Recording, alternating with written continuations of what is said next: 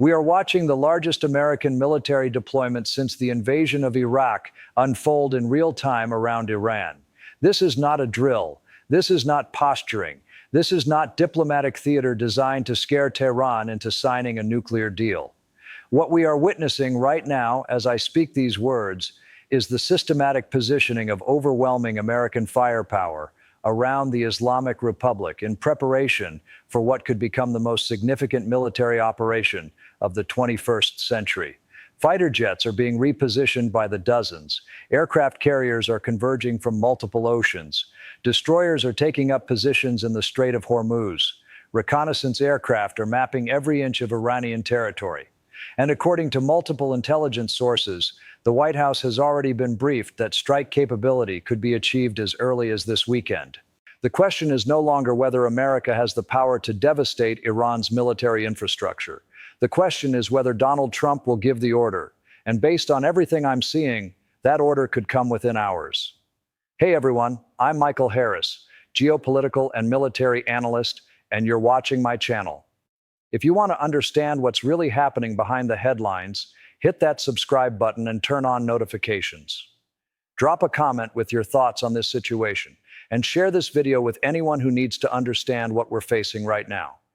Your support helps me bring you this critical analysis. Now let's dive into exactly what's happening around Iran and why the next 48 hours could change everything. The scale of what the United States has assembled around Iran is genuinely unprecedented in modern military history outside of full-scale invasions. We need to break down exactly what has been moved into position over the past 72 hours because the numbers are absolutely staggering. On February 16th, American military planners initiated what can only be described as a massive aerial repositioning operation.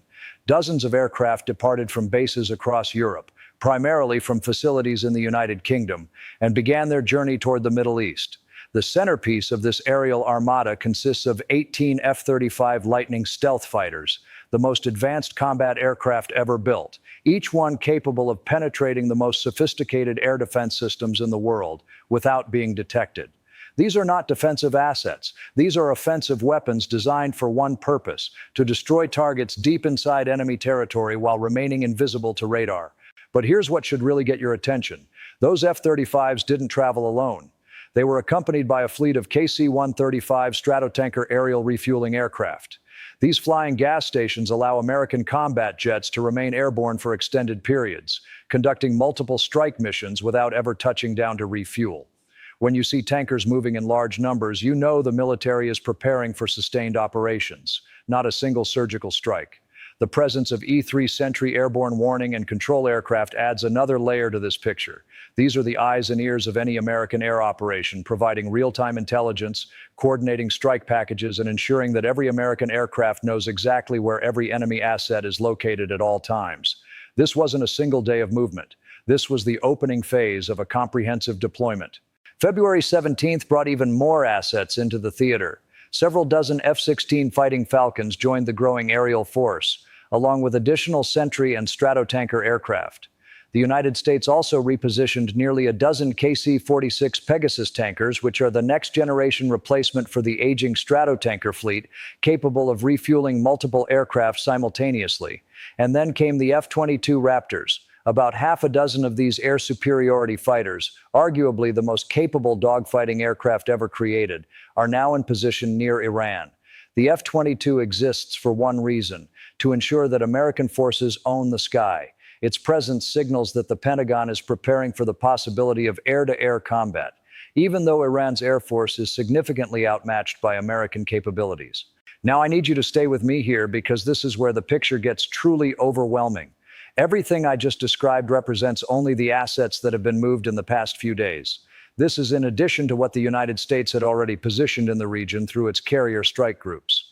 When you combine the newly arrived aircraft with the air wings already operating from American aircraft carriers in the Persian Gulf region, you get what military analysts are calling one of the most impressive concentrations of aerial combat power ever assembled against a single adversary. We are looking at well over 100 advanced combat aircraft, supported by tankers, reconnaissance platforms, and electronic warfare systems, all focused on a single target: Iran. The deployment extends far beyond aircraft. Let me walk you through exactly what the United States Navy has positioned around Iran, because this naval buildup is equally impressive. The USS Abraham Lincoln, a Nimitz-class aircraft carrier, is currently operating in the northern Arabian Sea with a full complement of approximately 90 aircraft on board. That carrier is accompanied by at least 4 Arleigh Burke-class guided missile destroyers, each one capable of launching Tomahawk cruise missiles against land targets and defending the carrier group against missile attacks. The aircraft aboard the Lincoln include FA-18 Super Hornet strike fighters, F-35C Lightning stealth jets, EA-18G Growler electronic warfare aircraft, and E-2 Hawkeye early warning planes. This single carrier strike group possesses more combat power than the entire air forces of most nations on Earth. But wait, because the Lincoln is not alone. The USS Gerald R. Ford, the most advanced and most powerful aircraft carrier ever constructed, is currently transiting toward the Middle East and will arrive in the operational area within days. The Ford brings with it another carrier strike group, including 3 additional destroyers and its own air wing of Super Hornets, Growlers, and Hawkeyes. When both carriers are on station, the United States will have approximately 180 combat aircraft operating from the sea alone, not counting the land-based assets we already discussed. This is an absolutely massive concentration of firepower. The naval deployment doesn't stop with the carriers. In the Red Sea, American destroyers are positioned to prevent any Iranian attempt to threaten shipping or launch attacks against regional allies. In the Persian Gulf itself, littoral combat ships designed for operations in shallow coastal waters are patrolling and gathering intelligence. And in the Strait of Hormuz, that critical choke point through which 20% of the world's oil passes every single day, the United States has positioned 2 destroyers and another littoral combat ship. These vessels are not there by accident. They are there to ensure that if conflict erupts, Iran cannot close the strait and trigger a global energy crisis. Let me put all of this in historical perspective so you understand exactly how significant this deployment truly is. During Operation Desert Storm in 1991, when the United States led a coalition to liberate Kuwait from Iraqi occupation, approximately 1,300 aircraft were mobilized for the campaign. During Operation Iraqi Freedom in 2003, when American forces invaded Iraq to topple Saddam Hussein's regime, about 860 aircraft were deployed to the region. What we are seeing now, while numerically smaller, represents a concentration of capability that rivals or exceeds those historical deployments in terms of actual combat effectiveness. A single F-35 today carries more precision strike capability, more sophisticated sensors, and more survivability than entire squadrons of aircraft from those earlier conflicts. Technology has fundamentally changed the mathematics of military power. Here's something critical that you need to understand about this deployment. There is one element conspicuously absent from everything the United States has assembled around Iran: ground troops. Unlike the buildups that preceded the invasions of Iraq in 1991 and 2003, there are no American Marines or Army soldiers massing on Iran's borders preparing for a land invasion. This is a deliberate choice that tells us something important about American strategic thinking. The United States does not want to occupy Iran. It does not want to get bogged down in another decade-long ground war in the Middle East. What America appears to be preparing for is an overwhelming aerial and naval campaign designed to devastate Iran's military capabilities, destroy its nuclear infrastructure, and potentially destabilize the regime without ever putting boots on the ground. This brings us to the question that everyone in the intelligence community is asking right now.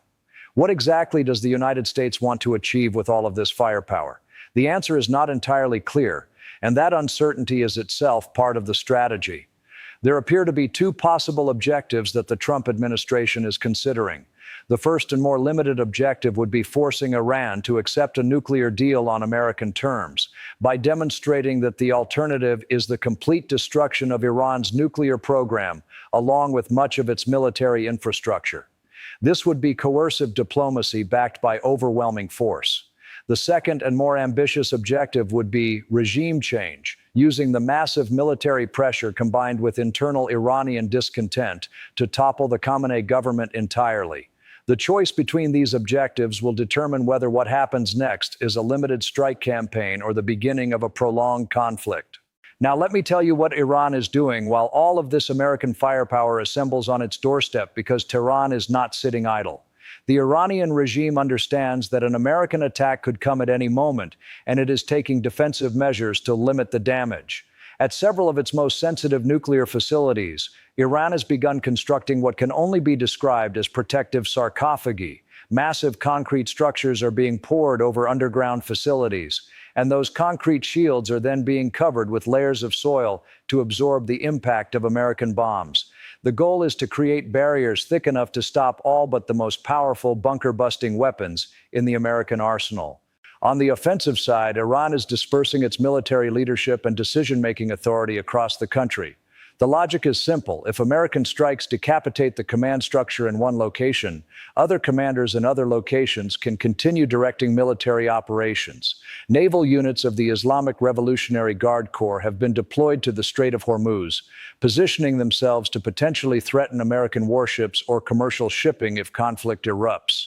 And somewhere in Iran, an estimated stockpile of approximately 2,000 ballistic missiles stands ready. These missiles represent Iran's primary retaliatory capability, and they could be aimed at American bases throughout the region, at Israeli cities, or at the oil infrastructure of Gulf Arab states. The problem for Iran is twofold. First, the United States possesses far more firepower than Iran can absorb or counter. American air defenses, including Patriot and THAAD missile batteries deployed throughout the region, would intercept a significant portion of any Iranian missile barrage. And American offensive capabilities could systematically destroy Iran's missile launchers, air defense systems, naval vessels, and military command centers faster than Iran could effectively respond. Second, time is working against Tehran. Every day that passes allows the United States to position more assets, refine its targeting data, and improve its operational readiness. A rapid American strike would catch Iran before its defensive preparations are complete.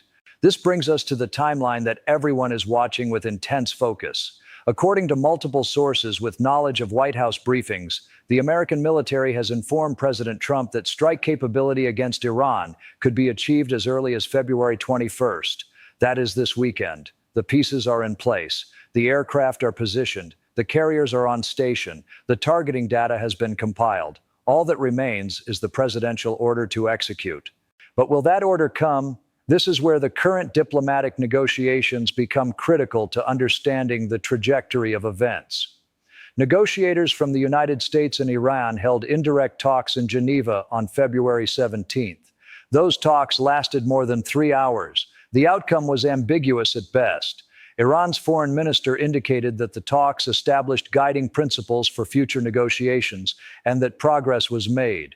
But he also acknowledged that significant work remains to be done. American officials have been more circumspect, with the White House press secretary stating that Iran is expected to provide more details about its negotiating position in the coming weeks. Here's the problem with that timeline from the American perspective. The United States has assembled a massive military force that is expensive to maintain in forward positions. Aircraft carriers consume enormous amounts of fuel and supplies. Pilots require constant training and rest cycles to maintain peak readiness. The longer this deployment continues without action, the more it costs, and the more questions arise about American resolve. There is a strong incentive for the Trump administration to either achieve a diplomatic breakthrough quickly or to use the military option while it is at peak readiness. Military analysts who have studied the pattern of American deployments and Iranian responses believe that the nuclear talks are essentially going nowhere. When both sides announce that they have agreed to keep talking, that is diplomatic language for acknowledging that no progress was made. And when you examine the public positions of both governments, the gap appears unbridgeable. The United States is demanding that Iran permanently abandon its nuclear weapons program, accept intrusive international inspections, and curtail its ballistic missile development. Iran is willing to discuss its nuclear program, but has repeatedly stated that it will not negotiate under threat, that it will not accept what it views as surrender terms, and that it will not abandon its missile capabilities. These positions are fundamentally incompatible. If the diplomatic track fails, and there are strong reasons to believe it already has, then the massive military buildup around Iran becomes not just a pressure tactic, but the foundation for actual combat operations. Sources quoted by multiple intelligence outlets suggest that there is a 90% probability of kinetic military action against Iran within the next few weeks. Some of those sources indicate that what could begin as early as this weekend might not be a single strike, but rather the opening phase of a multi-week campaign designed to systematically degrade Iran's military capabilities and destabilize the regime. Let me explain what that campaign might look like based on the assets that have been positioned. The opening phase would almost certainly involve a massive coordinated strike using cruise missiles launched from destroyers and submarines, precision-guided bombs delivered by stealth aircraft, and electronic warfare attacks designed to blind Iranian radar and communication systems. The targets would include Iran's air defense network, its nuclear facilities, its ballistic missile launch sites, and its military command and control infrastructure. The goal would be to achieve air supremacy over Iran within the first 24 to 48 hours, eliminating Iran's ability to effectively resist subsequent operations. Once air supremacy is established, subsequent phases could involve sustained strikes against Revolutionary Guard facilities, weapons production sites, and potentially infrastructure that supports the regime's ability to function. The strategy would aim to degrade Iran's military capabilities to the point where the regime can no longer maintain internal control, potentially triggering the popular uprising that many Iranians have been waiting for since the brutal crackdown on protests that killed thousands of demonstrators. Israel would almost certainly support this campaign. Prime Minister Netanyahu has reportedly told President Trump that he considers any nuclear deal with Iran futile and that Israel is aligned with America's maximum pressure strategy. Israeli participation could include intelligence sharing, aerial refueling support, and potentially direct strikes against Iranian targets, using Israel's own formidable air force. This would not be America fighting alone. But here's where I need to give you the other side of this equation, because the risks of military action against Iran are substantial, and they cannot be ignored. Unlike Iraq, which was weakened by years of sanctions and internal decay before the American invasion, Iran has spent decades preparing for exactly this scenario. Its military doctrine emphasizes asymmetric warfare, the use of drones, missiles, proxy forces, and unconventional tactics to inflict costs on a superior adversary, even when conventional military victory is impossible. Iran has demonstrated its ability to strike American bases in the region, as it did following the assassination of General Qasem Soleimani in 2020. It has proxy forces in Iraq, Syria, Lebanon, and Yemen that could attack American personnel and interests throughout the Middle East. And it has the ability to threaten oil shipping through the Strait of Hormuz, potentially triggering a global energy crisis that would send oil prices skyrocketing and damage the American economy. If the Iranian regime concludes that the United States is seeking its total destruction rather than a limited military operation, its response will be correspondingly desperate. A regime fighting for survival will not respond proportionally. It will use every weapon at its disposal, including potentially activating sleeper cells for terrorist attacks, launching massive missile barrages against regional targets, and attempting to close the Strait of Hormuz by any means necessary. The resulting conflict could extend far beyond Iran's borders and last far longer than American planners anticipate. Regional powers understand these risks, which is why countries like Saudi Arabia, the United Arab Emirates, Qatar, Oman, Egypt, and Turkey have all urged restraint and warned against escalation. These nations would bear the consequences of a regional war that spirals out of control. Saudi and Emirati oil facilities could be targeted by Iranian missiles. Shipping through the Gulf could be disrupted for months. The economic damage would be catastrophic. President Trump must weigh all of these factors before giving the order to strike. On one side of the scale, the opportunity to eliminate Iran's nuclear program, potentially topple a hostile regime, and reshape the Middle East in America's favor. On the other side, the risk of a prolonged war, regional instability, global economic disruption, and the possibility of American casualties that could undermine domestic political support for the operation. The next 48 hours will reveal which way the scales have tipped. Either the diplomatic talks will produce a breakthrough that allows tensions to decrease, or the massive military force assembled around Iran will be unleashed in what could become the defining military operation of the Trump presidency. One person watching these events with particular interest is Vladimir Putin. Russia has invested heavily in its relationship with Iran, viewing Tehran as a crucial partner and challenging American influence in the Middle East. The collapse of the Khamenei regime would represent a devastating blow to Russian geopolitical ambitions in the region. Putin's ability to project power into the Middle East depends significantly on Iranian cooperation, and losing that partnership could further isolate Russia on the world stage at a time when it can least afford additional strategic setbacks. So where does all of this leave us? We are watching a situation that could resolve peacefully through diplomacy or could erupt into the largest American military operation since the invasion of Iraq. The assets are in position. The targets have been selected. The president has been briefed. All that remains is the decision. Let me break down for you exactly what this means for ordinary people around the world, because the consequences of military action against Iran would extend far beyond the battlefield. If conflict erupts and Iran attempts to close or disrupt shipping through the Strait of Hormuz, approximately 20% of the world's daily oil supply would be affected. Oil prices would spike immediately, potentially doubling or tripling within days. That translates directly to higher gasoline prices at the pump, higher heating costs, higher transportation costs for every product that moves by truck or ship, and ultimately higher prices for everything you buy at the store. The economic shockwaves would be felt from Tokyo to London to New York within hours of the first missiles being launched. Financial markets would react with extreme volatility. Defense stocks would surge while transportation and manufacturing stocks would plummet. The uncertainty alone would freeze business investment and hiring decisions across multiple sectors of the global economy.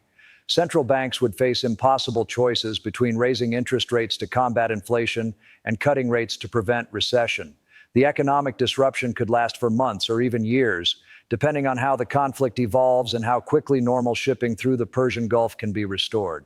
And let's talk about what happens inside Iran itself if this military campaign succeeds in destabilizing the regime. 70 years of Iranian history should teach us that regime change rarely produces the outcomes that outside powers anticipate. The fall of the Khamenei government could lead to genuine democratic transformation and the emergence of a peaceful, prosperous Iran integrated into the global community. Or it could lead to chaos, civil war, the fragmentation of the country along ethnic and religious lines, and the emergence of even more radical elements than the current regime. The Islamic State demonstrated what can emerge when authoritarian governments collapse without viable alternatives in place. Anyone who tells you they know exactly what a post-Khamenei Iran would look like is either lying or deluded. There is also the humanitarian dimension that cannot be ignored. Iran is a nation of 85 million people. The vast majority of those people are not supporters of the regime. They are ordinary families trying to survive under an oppressive government and crippling economic sanctions. A military campaign that targets infrastructure could devastate electrical grids, water treatment facilities, and transportation networks that ordinary Iranians depend on for daily survival. The moral weight of those consequences falls on everyone who supports or opposes military action. There are no clean choices here, only difficult trade-offs between competing values and uncertain outcomes. What makes this moment particularly dangerous is the combination of factors that have aligned simultaneously. You have a massive American military deployment that represents peak readiness. You have diplomatic negotiations that appear to be going nowhere. You have an American president who prizes strength and decisive action over extended deliberation. You have an Israeli government that views Iranian nuclear capability as an existential threat and is pushing for aggressive action. You have an Iranian regime that is domestically weakened but internationally defiant. And you have a timeline measured in days rather than weeks or months. All of these factors create enormous pressure for action, and the window for peaceful resolution is closing rapidly. The historical parallels that come to mind are not encouraging. The Cuban Missile Crisis of 1962 brought the world to the brink of nuclear war before diplomatic channels produced a resolution. The Gulf of Tonkin incident in 1964 led to American escalation in Vietnam that lasted over a decade and cost nearly 60,000 American lives. The intelligence failures that preceded the Iraq invasion in 2003 resulted in a war based on weapons of mass destruction that did not exist. Each of these historical episodes reminds us that military action, once initiated, rarely proceeds according to plan and frequently produces consequences that far exceed initial expectations. I have been analyzing military conflicts and geopolitical crises for many years, And I can tell you that I have never seen a situation quite like what we are witnessing right now.